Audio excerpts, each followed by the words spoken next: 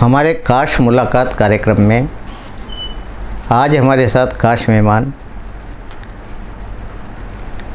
कवि सुशील कलवाड़ जी है। सुशील कलवाड़ जी से हम इनके जीवन परिचय के बारे में जानेंगे। साथ ही इन्होंने अपनी जो काव्य यात्रा है ये कब से शुरू की और किसकी प्रेरणा रही इनके लेखन के पीछे, ये सारी बातें आज इनसे हम बखूबी करेंगे। आइए बात करते हैं कवि सुशील कलवाड़ साहब से।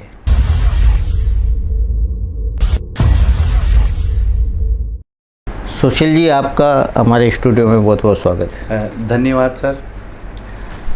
सुशील जी, आप अपने जीवन परिचय के बारे में हमारे दर्शकों को बताएं।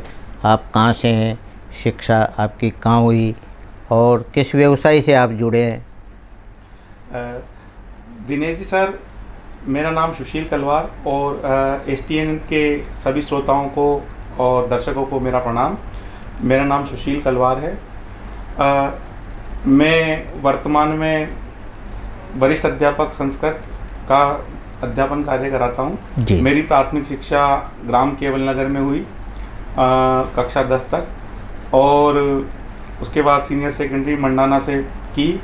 उसके बाद कोटा महाविद्यालय से बीए की और करौली से मैंने बीएड किया। उसके बाद तृतीय श्रेणी में मेरा नंबर आया। 3 एग्ज़ाम मैंने दिए थे, MP third grade, MP second grade, Rajasthan third grade. तीनों में मेरा नंबर आया 1 माह में, तो मैंने राजस्थान थर्ड ग्रेड ज्वाइन किया। जी। फिर उसके बाद 2 एग्ज़ाम मैंने और दिए, तो उन दोनों में भी मेरा सिलेक्शन हो गया था।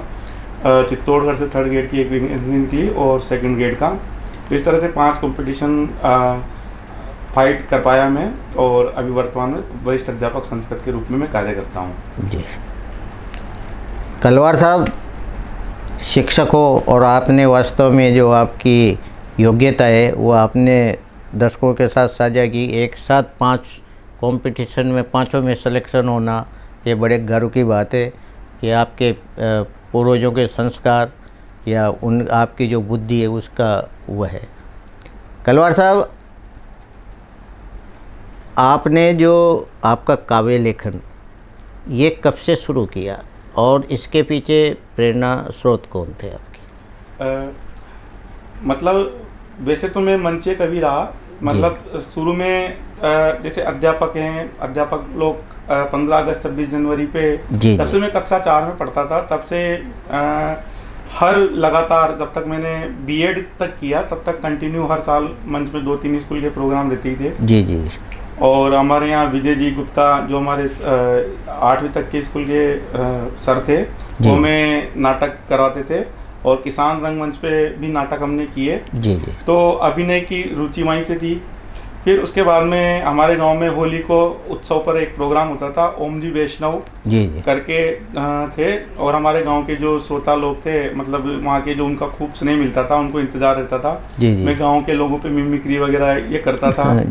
फिर उसके बाद पंडित सुरेश जी कसार के कवि हुए, उनके बारे में सुनता था मैं कि भाई कोई कवि हैं, वो हमारे काका जी लगते हैं, मतलब गौतम है, आप भी गौतम है, राधेश्याम जी गौतम हमारे गांव के पंडित जी, तो उनके भाई तो विनोद भैया बताते थे भाई एक काका जी हैं, वो बढ़िया कविता पढ़ते हैं, रुमाल बांध लियो गला में, इस तरह की।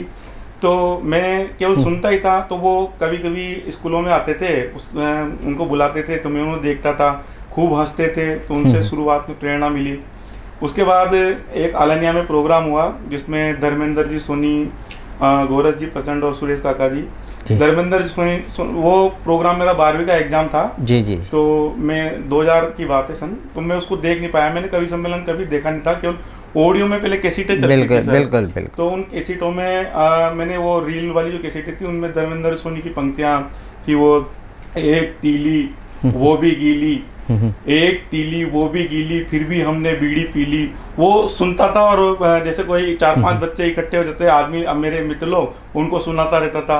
गोरख जी प्रचंड की वो क्या नाम से, बधाई हो अटल जी फजल हो गई, सीमा पार दिल में हलचल हो गई, आप मेरी नोवेल के हीरो हो गए, मैं शायरी में आपकी गजल हो गई। न तो मैंने गोरख जी को देखा था, न धर्मेंद्र सोनी को देखा था, बाकी वो कैसेटों में सुन सुन के मेरे भी यार कवि सम्मेलन होता क्या है। फिर कोटा दशहरे में आया तो वहाँ देखा कि यार कवि सम्मेलन, जानी बैरागी जी को सुना, और इस तरह से उनके यार मेरी भी इच्छा है कि यार अपन भी इस तरह से लिख सकते हैं, कर सकते हैं। तो वो इस तरह की मेरी रुचि हुई। तो सुरेश काका जी की प्रेरणा से मैंने कक्षा 8 में एक कविता मैंने लिख ली थी हाड़ौती में, और उसके बाद 10वीं में एक गीत लिखा। फिर उसके बाद जब मैं कवि सम्मेलन की दुनिया में आया, मेरी इच्छा हुई, तो आपका STN चैनल उस समय भी चलता था और प्रतिभाओं को आगे लाने का बहुत प्रयास किया जाता था। कोटा स्थानीय सम्मेलन में दीपक शर्मा जी, एक हमारे गांव के एक मित्र हैं, उन्होंने कहा यार सुशील तू कविता लिखता है, वहाँ कोटा जा। तो STN चैनल के माध्यम से मैंने मतलब 3-4 बार वहाँ प्रोग्राम दिया। हमारे गाँव में एक सतनाम जी भाई साहब थे जो मुझे फैक्ट्रियों में इधर उधर बुलाते थे मंच संचालन के लिए। हेमंत जी यादव जो उनके कहीं ऑफिस में कहीं प्रोग्राम होते थे। इस तरह 2-4 प्रोग्राम मुझे साल में मिल जाते। एक तो STN चैनल का स्थानीय कवि सम्मेलन का, एक फैक्ट्रियों का। लेकिन जब मैं B.Ed में गया कॉलेज में, तो वहाँ पर जब प्रिंसिपल लोग थे उन्होंने एक प्रोग्राम में मुझे बुलाया। उनके आया तो कवि है तो इस तरह से वो जब भी उनका मूड होता 8-15 दिन में सब इकट्ठे हो जाते हैं और आजा भाई कलवार, कुछ न कुछ सुना दे, कर दे मनोरंजन। इस तरह से चलता रहा सिलसिला। फिर मैं ये समझता था कि कवि सम्मेलन केवल कोटा में ही होता था और इसके अलावा कुछ होता नहीं है दुनिया में। तो लेकिन जब मैं बाहर निकला, मेरी पोस्टिंग हुई, तो अनिल जी उपहार एक पिड़ावा में मिले मुझे कवि। तो यार कवि सम्मेलन हर मतलब 2-4 महीने में कहीं ना कहीं होते रहते हैं। तो उन्होंने मुझे लगातार 5 मंच दिए। और अर्जुन अल्लड़ एक बहुत राष्ट्रीय कवि हैं, तो उन्होंने मुझे पहली बार ओपनिंग करवाई, और तो मेरी भी इच्छा हुई। और इसी बीच सुरेश जी अलवेला जिनका लाफ्टर चैंपियन है, उनका मैं फैन था। तो जहाँ भी उनके प्रोग्राम होते थे वहाँ मैं उनको सुनने जाता था, देखने जाता था। तो उनके मैं पीछे पड़ा ही रहता था कुछ न कुछ। तो वो भी कहते थे कि भाई तेने क्या लिखा है तू सुना, और इस तरह से मुझे फ़ोन पे वो कविताएं भी सुनाते रहते थे। तो मेरी भी इच्छा मतलब जागृत हुई, और कहीं दूर दूर उनके प्रोग्राम होते थे तो मैं जाता था। मेरे भी अंदर एक उमंग जगी कि यार मैं भी कुछ करूं। इस तरह से मैंने धीरे धीरे वो, और मुझे मंच मिलने लगे। और आपके आशीर्वाद से भोपाल, दिल्ली, अभी बनारस गया, कानपुर गया पिछले साल, अमरावती, नागपुर, और इस तरह से चल रहा है काम। बहुत आप ये सुरेश अलवेला जी भी इस मंच को साझा कर चुके उस समय जब नवोदित हुए, उस समय बहुत अच्छा आज मतलब देश में अपना नाम कमा रहे हैं, बहुत ही अच्छी बात है। कलवार साहब कोई रचना हो हमारे दर्शकों को सुनाया। बिल्कुल, सबसे पहले मैं कक्षा 8 में जो मैंने रचना लिखी थी वो मैं सुनाता हूँ कि मन की भाईलाओं 15 अगस्त मनाला, मन की भाईलाओं 15 अगस्त मनाला, पिकनिक पर चट्टानेश्वर चाला। मन की भाईलाओं 15 अगस्त मनाला, पिकनिक पर चट्टानेश्वर चाला। पण आटो दाल और दूध छाना सब घर न से लाजो। पण आटो दाल और दूध छाना सब घर न से लाजो। घी गुड़ का कांडा रुपया 100 में लाजो। माँ बर्तन सर्तन लेर स्कूल न मल गया, माँ बर्तन सर्तन लेर स्कूल न मल गया। बांध छाना की बोरी चट्टानेश्वर चल गया। नाश्ता मचो रसगुल्लो, नाश्ता मचो रसगुल्लो और बारिश में बुझ गयो छुल्लो। नाश्ता मचो रसगुल्लो और बारिश में बुझ गयो छुल्लो। भोजन मचो कदबाटी, माँ का ग्रुप लीडर को नाम तो श्री लालचंद त्रिपाठी। एक जना ने दूध की जगह पानी जा डालियो। दूध अपन मूंड के लिए ले जाते हैं, तो दूध तो खुद पी गया बेटा और लड्डू में पानी सरका दिया। एक जना ने दूध की जगह पानी जा डालियो, मन भी खोबरा को गोड़ो तोड़ तुड़ार खा लियो।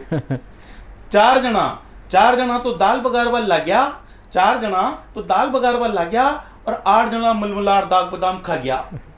अतना में ग्रुप लीडर भी आप हो गयो, अतना में ग्रुप लीडर भी आप हो गयो। और आंसू मना करतो खुद भी खावा लाग्यो। छोरिया बाता कर रही थी ठहाका से छोरासू, छोरिया बाता कर रही थी ठहाका से छोरासू। दाल बाटी कच्चा था, पेट दुखे जोरासू। दर्द का मारी सब पसीना मना गया, दर्द का मारी सब पसीना मन आ गया, जब नरी बस की तो ले लोटा भाग्या। लाडू में दाग बादाम को नचा, क्योंकि खा गया था ना पहली, कि लाडू में दाग बादाम को नचा, लाडू में दाग बादाम को नचा, और कोनची इलायची, इलायची हरी होती है, लाडू में दाग बादाम को नचा और कोनची इलायची, चपला सुन्न जाकी जगह पर थोड़ी सी भांग मलाइची। शाग भी चौकी न रांधी, आई जोर की आंधी, आंधी में उड़ गया सारा धुंधा और बांग का कार हो गया सारा ऊंधा। थोड़ी सी बाटी और जरा सी दाल बच रही थी, थोड़ी सी बाटी और जरा सी दाल बच रही थी, मारे खाबा की आल जच रही थी, मन थोड़ी सी बाटी और जरा सी दाल ही खाई, जिकी कमीजी माँ की चीपड़ी मैडम भी आई, फली तो होगी मारे सामने खड़ी, फली तो होगी मारे सामने खड़ी, जैसा मन नमस्ते करी, मारा खाना पर टूट पड़ी। मारा तो जोर को झटको जोर को लाग्यो, वो तो लाडू लेर भाग्यो, अतना में एक धोती वालो आ गयो, मासू लाडू कुस्कार खावा लाग्यो, अतना में माँ को हेड मार साहब होरन बजातो बजातो आ गयो, उन्हें की ये पिकनिक किसने बिगाड़ दी, या की सुनता है धोती वाला ने धोती में खाड़ दी। तो ये कक्षा 8 में सब मैंने बहुत बढ़िया। सुशील जी, आप इन जो आपकी कविताओं का एक संकलन तैयार कर रहे हो क्या? बिल्कुल कर रहे हैं, ताकि एक पुस्तक के रूप में सामने आए। हाँ बिल्कुल जी, हाँ कर रहे हैं। कुछ और आप एक नारी के ऊपर, हाँ सुनाइए आप।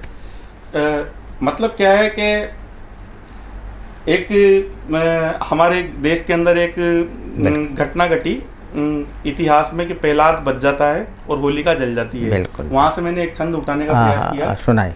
एक इतिहास में घटना घटी, भक्त प्रहलाद बच जाता है कि खा के भक्ति की भंग, हमें होली किस तरह से मनाना चाहिए कि खा के भक्ति की भंग छोड़ विश्व के भुजंग, खा के भक्ति की भंग छोड़ विश्व के भुजंग, श्याम रंग राम रंग अंग अंग रंगिए, न जलने का अनल से जिसे वरदान था, वो होलिका भी जल गई हुए दंग दंगिए, कि जूं देख जल जाती आत्मा न जल पाती, जूं देख जल जाती आत्मा न जल पाती, जलन प्रहलाद वैसे ही ढंग ढंगिए, आधा रूप धर नर अरु आधा सिंह का, थंब फाड़ प्रगटिए हरि नर सिंगिए। मैं युवाओं से कहना चाहता हूं, जो STN चैनल के सामने युवा बैठे हैं, कि कैसा होना चाहिए आपको, कि हो तन में अपार, हो तन में अपार ऊर्जा रेल के इंजन सी, हो तन में अपार ऊर्जा रेल के इंजन सी, गति जैसी तेरी वायुयान होना चाहिए, घुटने को टेक टेक चले ही गए अनेक, एक तेरी नेक पहचान होना चाहिए, कि यश शशि जैसा तेज सूरज सा प्रचंड हो, कि यश शशि जैसा तेज सूरज सा प्रचंड हो, मन में उमंग का तूफान होना चाहिए, चरित विवेकानंद धीमान बीरबल सा, राजा रंती देव सा महान होना चाहिए। कोरोना में एक छंद लिखने का प्रयास किया। बिल्कुल। कोरोना में साहब हम बैठे बैठे घर पे बोर हो गए, तो आज मैं STN चैनल के किसी चैनल के सामने 3 साल बाद आया हूँ, क्योंकि वहाँ पर कवि सम्मेलन तो होते नहीं थे, तो वहाँ चैनल से ही काम चल रहा था। सारा सीधा प्रसारण तो होता था साहब। जो सीधा प्रसारण होता है वो एकदम सीधा होता है, उसमें टेढ़े मेढ़े की बिल्कुल भी गुंजाइश नहीं होती है। तो उससे ही काम चलाते थे। अब बेटा बेटा आदमी बोर हो गया, तो मैंने लिखा उसके लिए क्या करे, कि सुशील कसूना नित उठ, कि सुशील कसूना नित उठी, के खूब करो जलपान, उदर रोग व्यापे नहीं, खूब पचत खाद्यान। एक वो लिखा, स्नान रगड़ के कुराच से, स्नान रगड़ के कुराच से, कि नित नित करियो भाई, रोम छिद्र खुले सुशील, कोड़ी लगे न पाए। आदमी आ रहा था तो ऐसा लग रहा था कि जैसे कोरोना आ रहा हो, कि नर के वेश में कोरोना, नर के वेश में कोरोना, के फिरता है चहुओर, सावधान रहियो सुशील, मच न जाए शोर। सड़कें वीरान होगी, सब कुछ जाम हो गया। एक संदेश मिला कि हम व्यर्थ ही इधर उधर पैसा कमाने के लिए गए, जबकि शांति से हमारे पूर्वजों ने पहले भी जिंदगियां निकाल दी एक जगह बैठ के। कि दौड़ अंधी न दौड़, दौड़ अंधी न दौड़, ये सड़कें वीरान, ये सड़कें खत्म न होगी कभी। दौड़ अंधी न दौड़, ये सड़कें खत्म न होगी कभी। थम जा ठहर जा जरा वेट सांस खा ए जिंदगी। दौड़ अंधी न दौड़, ये सड़कें खत्म न होंगी कभी। थम जा ठहर जा जरा वेट सांस खा ए जिंदगी। जिंदगी की जीत जिसने भी की सुशील, बीता गुजरा जमाना क्या से क्या हो गई ए जिंदगी। दुनिया में यूं तो कई धुरंधर आला से आला पड़े, दुनिया में धुरंधर यूं तो कई आला से आला पड़े। न शर्मा यूं खुद को भी आजमा ए जिंदगी। तब कोरोना में एक छंद लिखने का प्रयास किया कि दर दर की ठोकर खा तेरे दरबार आते, कि दर दर की ठोकर खा तेरे दरबार आते। खाली उधर नंगे पैर बाल बालिका, खाली उधर मतलब माता जी के उपवास व्रत वगैरह करते हैं अपन। कि दर दर की ठोकर खा तेरे दरबार आते, खाली उधर नंगे पैर बाल बालिका। जयकारे लगाते चले जे माता जी गाते चले, चुनरी को ओढ़ सजा सुमन की थालिका।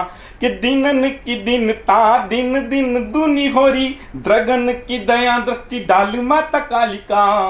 कर में कृपाण धार और नर मुंड माल, भारत से कोरोना को तार माता कालिका। तो इस तरह का लिखने का प्रयास किया था उस समय साहब। तो एक छोटी सी कविता मैं सुनाना चाहता हूँ, ताकि नारी का महत्व जो एसटीएन चैनल पे मैं 2004-5 के आसपास दशहरे मेले में सुनाया करता था, वो मेरी स्टार्टिंग कविता रही और पत्रिका में उसकी लाइन आती थी कि वो मूर्ख है जो कहता है कि नारी है अबला, वो मूर्ख है जो कहता है कि नारी है अबला। नारी ने बजा दिया अच्छो अच्छो का तबला। वो मूर्ख है जो कहता है कि नारी है अबला, नारी ने बजा दिया अच्छो अच्छो का तबला। अरे सतयुग में भगवान विष्णु को अमृत छुड़ाने के लिए नारी का रूप धारण करना पड़ा था, कलयुग में बाबा रामदेव को जान बचाने के लिए नारी का रूप धारण करना पड़ा था। कि नारी हिम्मत की पराकाष्ठा है, नारी हिम्मत की पराकाष्ठा है। ये हिम्मत की पराकाष्ठा है कि पन्ना ने अपने आंखों के सामने अपने आंखों के तारे को माधुर्य वतन पे कुर्बान कर दिया। ये हिम्मत की पराकाष्ठा है कि रानी पद्मिनी ने अपने सतीत्व के खातिर अपने तन को जौहर की ज्वाला में आहुत कर दिया। अरे दुख तो होते, अरे दुख तो होते, अरे दुख तो होते, भक्तों के बिगड़े काम न होते। माता कौशल्या न होती तो श्री राम न होते, प्रताप न होते गर्जेवंता बाई न होती, हनुमान न होते जो अंजना माई न होती, माँ पार्वती के बिना गणेश न होता, गौरवान्वित मेरा देश न होता। अरे शक्ति और राष्ट्र भक्ति के पुंज अटल और कलाम न होते, माता कौशल्या न होती तो श्री राम न होते। मैं उनसे कहना चाहता हूँ जो बच्ची का बर्थडे नहीं मनाते, जो भ्रूण हत्याएं करते हैं, इन्हीं में लता है, इन्हीं में कृष्णा पूनिया, इन्हीं में लता है, इन्हीं में कृष्णा पूनिया, इन्हीं में कल्पना है, इन्हीं में मिर्जा सानिया। इन्हीं में से कोई किरण वेदी सी किरण बनकर अंधियारे में करेगी भोर, इन्हीं में से कोई पीटी ऊषा सी ऊषा बनकर छाएगी चहुं ओर। यही बाइबिल है, यही गीता है। अरे पढ़ो तो सही ने कि यही बाइबिल है, यही गीता है, यही तुलसी की हुलसी है, यही लवकुश की सीता है। जिस तरह शक्ति के बिना शिव अधूरा है, भक्ति के बिना जीव अधूरा है। शक्ति सीता न होती न होता भ्रष्टाचार मिटाने वाला अन्ना। अरे महंगाई न होती तो मनमोहन इतने बदनाम न होते, माता कौशल्या न होती तो श्री राम न होते। ये नारी के ऊपर लिखने का प्रयास किया। बहुत बढ़िया सुशील जी, आपने बहुत अच्छा काव्य पाठ किया और बहुत अच्छी रचना है ये आपकी। सुशील जी, अब तक आप देश भर में कितने मंच साझा कर चुके हैं? लगभग 200 के ऊपर लगभग मंच हो गए होंगे। हाड़ौती का नाम आपने दूर दराज जाकर और अन्य प्रांतों में जाकर नाम रोशन किया, कैसा लगा आपको उस समय? बहुत अच्छा लगता था। और जैसे कोटा राजस्थान जैसे अब उत्तर प्रदेश में अभी बनारस गए, शिकोहाबाद के पास, मैनपुरी, झांसी गए। अच्छा, दूसरी चीज़, जहाँ कवि सम्मेलन करने जाते थे वहाँ घूम के भी आ जाते थे। 2,500-3 हज़ार रुपये, 5,000 रुपये से झांसी का किला देख के आ गए, तो ये भी फायदा मिला। अभी नागपुर में गए तो वहाँ का अलग आनंद। दिल्ली में जाना, देश की राजधानी में बड़े बड़े लोगों के बीच में, तो ये सब आप लोगों की जो इस तरह से आप प्रतिभाओं को आगे लाते हैं STNN चैनल के माध्यम से, तो धीरे धीरे लोगों में पहचान होती है, लोग बुलाते हैं। तो सुशील जी, आप एक शिक्षक हो और शिक्षक राष्ट्र का निर्माता होता है। व्यस्तता इतनी होती है आपकी, कैसे समय निकाल कर आप अपनी काव्य लेखन जारी रखते हो? क्या होता है सर, ये टाइम मैनेजमेंट है। और क्या होता है कि एक इंसान शिक्षक भी होता है, पिता भी होता है, पुत्र भी होता है, और कि सबसे बड़ी चीज़ है टाइम का सदुपयोग करना। जैसे अटल बिहारी वाजपेयी प्रधानमंत्री थे, लेकिन उसके साथ साथ कवि भी थे। तो उनसे पूछा भाई आप कैसे लिखते थे, कि जब मैं बस में बैठता था उस समय कविता लिखता था। तो और एक तरह से शिक्षक, आप भी शिक्षक हैं, ये केवल स्कूल में पढ़ाना एक शिक्षक का संकुचित अर्थ है। जो शिक्षा दे, जहाँ से प्रेरणा मिले, जहाँ से हमें कुछ सीखने का मिले, जो सिखाए, वो शिक्षक। तो कभी भी एक शिक्षक होता है। और मैंने सोचा कि तू कुछ और अच्छा करें, इसलिए बहुत बढ़िया। और अपनी रचना सुनाओ आप। हाँ, तो एक अपने राजस्थान के विषय में मैं कहना चाहता हूँ। ये हमारे पास न तो हारमोनियम होता है, न ढोलक होती है, न मजीरा होता है, हमारे पास केवल शब्द होते हैं। और शब्दों के माध्यम से हम यात्रा करते हैं। कि मैं भजन संध्या में बैठा था, कुर्ता पजामे पहने था और सर पे एक फेटा था। मैं भजन संध्या में बैठा था, कुर्ता पजामे पहने था और सर पे एक फेटा था। मेरे एक वीर रस के कवि का फोन आया, सारा सत्संग भवन थर्राया, मैंने फोन को माइक पे लगा दिया। मैं भजन संध्या में बैठा था, कुर्ता पजामे पहने था और सर पे एक फेटा था। मेरे एक वीर रस के कवि का फोन आया, सारा सत्संग भवन थर्राया, मैंने फोन को माइक पे लगा दिया और भजन संध्या को कवि सम्मेलन बना दिया। ये शब्दों का खेल है। बिल्कुल। ये भजन संध्या को कवि सम्मेलन बना दिया। कल्पना है कि शब्द ही ब्रह्म है, शब्द ही टकसाल है, कि शब्द ही ब्रह्म है, शब्द ही टकसाल है, सूर कबीर मीरा तुलसी जायसी सब शब्दों के ही कमाल है। कि शब्द ही ब्रह्म है, शब्द ही टकसाल है, सूर कबीर मीरा तुलसी जायसी सब शब्दों के ही कमाल है। अरे शब्दों से ही जीत होती, शब्दों से ही प्रीत होती, शब्दों से ही गीत बनते, शब्दों से ही उम्मीद बनते। शब्द ही सावन में आग लगा दे, शब्द ही रूठे भाग जगा दे। एक गाना चल रहा है, ये साहब के सावन में लग गई आग, पर मेरे को आज दिन तक समझ में नहीं आ रहा कि सावन में इतना पानी बरसता है, फिर आग कैसे लग गई। पर शब्दों का खेल है। पहले वो लता जी ने गाना गाया, मेरे वतन के लोगों, पहले गानों में दर्द होता था, लॉजिक होता था, तर्क होते थे कि मेरे वतन के लोगों जरा आंख में भर लो पानी। आजकल गाना चल रहा, आजा पानी पानी पानी पानी, दिल के सानी सानी सानी, कोई तर्क ही नहीं है यार। पानी पानी चिल्ला रहा है, इतना चरका खाने की जरूरत कहाँ है। वो गाना आया साहब कि मुझे नींद ना आए, नींद ना आए, चैन ना आए, चैन ना आए। अरे नींद नहीं आए तो नींद की गोली खा, हमें काय को टेंशन दे रहा है। गानों में कोई लॉजिक नहीं बचा, कोई तर्क नहीं बचा। वो एक गाना आया, सात समंदर पार में तेरे पीछे पीछे आ गई, समंदर में पीछे पीछे चल गई, लड़की के पनडुब्बी है। कोई तर्क नहीं है आजकल गानों में, कोई लॉजिक नहीं है। पैसा पैसा करती है, क्या करती है पैसे का, पैसे की लगा दूं ढेरी, मैं बारिश कर दूं पैसे की, जो तू हो जाए मेरी। पैसे की बारिश कर रहा है आदमी, कुबेर है। कोई लॉजिक नहीं है आजकल गानों में, कोई तर्क नहीं है। छई छप्पा छई, आती हुई लहरों पे जाती हुई लड़की, आती हुई लहरों पे जाती हुई लड़की, लहरों पे लड़की चल रही है, लड़की है कि डाकन है। पर शब्दों का खेल है कि शब्द ही ब्रह्म है, शब्द ही टकसाल है, सूर कबीर मीरा तुलसी जायसी सब शब्दों के ही कमाल है। अरे शब्दों से ही जीत होती, शब्दों से ही प्रीत होती, शब्दों से ही गीत बनते, शब्दों से ही मीत बनते। शब्द ही सावन में आग लगा दे, शब्द ही रूठे भाग जगा दे। अरे रामा दल में, अरे रामा दल में, रामा दल में तैयार न था कोई सागर पार जाने को, तैयार न था कोई माता सीता का पता लगाने को। तब जामवंत के शब्दों ने, तब जामवंत के शब्दों ने हनुमत को बिसरा बल याद दिलाया था कि हनुमत बचपन में तुमने ही तो सूरज को मुंह में दबाया था। तल तलातल अतल वितल सतलोक तपलोक, भूलोक में घनघोर अंधेरे ने विश्व रिकॉर्ड तोड़ दिया था। वरुण कुबेर ने करबद्ध विनती की थी, तब जाके सूर्य देव को छोड़ दिया था। अरे जामवंत के शब्दों की ताकत से, अरे जामवंत के शब्दों की ताकत से हनुमान ने सागर पार किया, और श्री कृष्ण के शब्दों की ताकत से 5 पांडवों ने 100 कौरवों का संहार किया।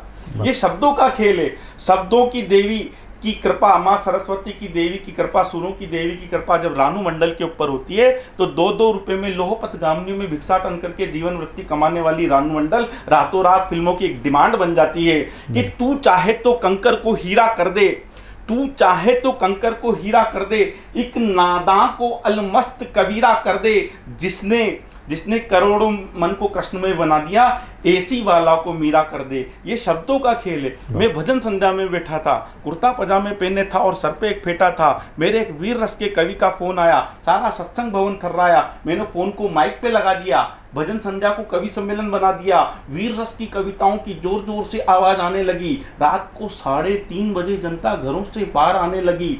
गली के सारे कुत्ते भौंकने लगे, बाड़े में बंधे जानवर चौंकने लगे। अरे गश्त लगाने के लिए सोए हुए सिपाही जाग गए, चोरी करने आए थे जो चोर भाग गए। अरे कविता सुनकर 2 महीने पहले ही बच्चे का अवतार हो गया, कविता सुनकर 6 महीने से लगा भूत भी फरार हो गया। ये कविता शब्दों का खेल है।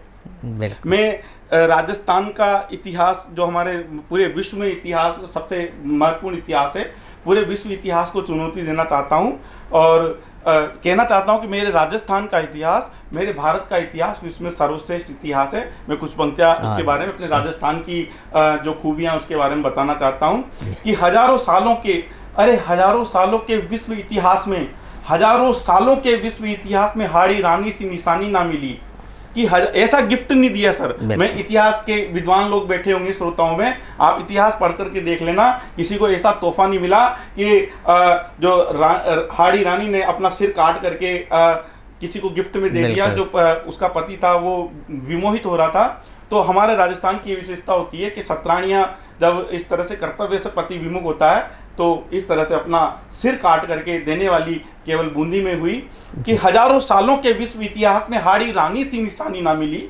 हजारों सालों के विश्व इतिहास में हाड़ी रानी सी निशानी ना मिली। हजारों सालों के विश्व इतिहास में राम सीता सी कहानी ना मिली। अरे छान मारा विश्व इतिहास का पन्ना पन्ना, छान मारा विश्व इतिहास का पन्ना पन्ना, पर ना मिली मातृभूमि के खातिर पुत्र का बलिदान करने वाली स्वामी भक्त पन्ना।